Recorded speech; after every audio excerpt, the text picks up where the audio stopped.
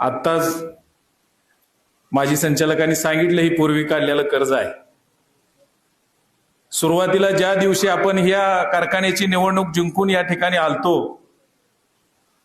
त्या दिवशी या प्रांगणातून आपण एक विश्वास दिला होता की आजपासून 3ऱ्या वर्षी आपला हात कोणालाही धरू दिला नाही आणि आज खऱ्या अर्थानं तो दिवस तुम्ही आमच्या समोर आणून ठेवला. त्याबद्दल सर्व सभासदाच्या वतीनं आमच्या वतीनं अंतःकरणपूर्वक तुम्हाला शुभेच्छा देतो. खऱ्या अर्थानं तुम्ही आमच्या जीवनात एक विठ्ठल रूपी आला आणि तुम्ही आमचं जीवनमान बदलण्याचा हा प्रयत्न करताय. आज गेल्या 8-9 वर्षापासून या सर्व शेतकऱ्यांची या वाहन मालकांची आर्थिक नाडी बंद पडली होती. आबा एकही बँक यांना दारात उभा राहू देत नव्हती. एक ही पतसंस्था उतारा बघितलं तर तोंडावर माघारी फेकून देत होती. आणि ही लोक नाविलाजानं खासगी सावकाराच्या दारात जावं लागलं. अनेकांना या थकीत कर्जामुळं स्वतःची एकर अनेक वाहन मालकांना जमीन विकावं लागलेली आहे. सगळ्यात मोठी ही शोकांतिका आहे.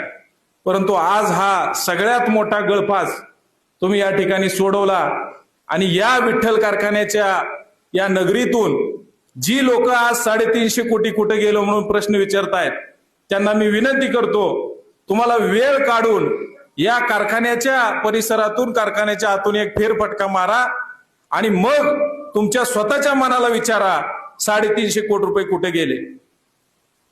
आम्ही आबांसोबत आता फेरफटका मारला.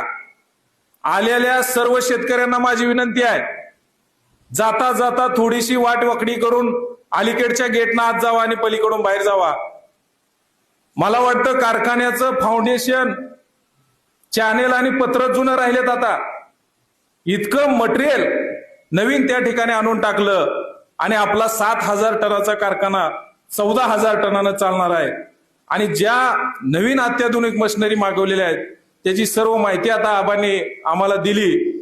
जेवढी गरज आहे त्यापेक्षा 1,000-2,000 टनानं वाढीव असणाऱ्या सर्व आधुनिक मशिनरी या ठिकाणी मागवलेल्या आहेत.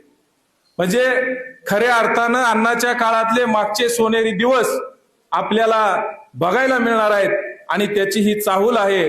त्यामुळं मी जाता जाता एवढंच सांगतो, आबासाहेब या 1200 शेतकऱ्यांचा, वाहन मालकाचा आणि सभासदाचा तुम्हाला नक्कीच आशीर्वाद मिळेल आणि येणाऱ्या काळामध्ये तुम्हाला नक्कीच लाल दिवा भेटावा अशी सुद्धा या पांडुरंग चरणी प्रार्थना करतो आणि थांबतो. धन्यवाद. जय हिंद, जय महाराष्ट्र.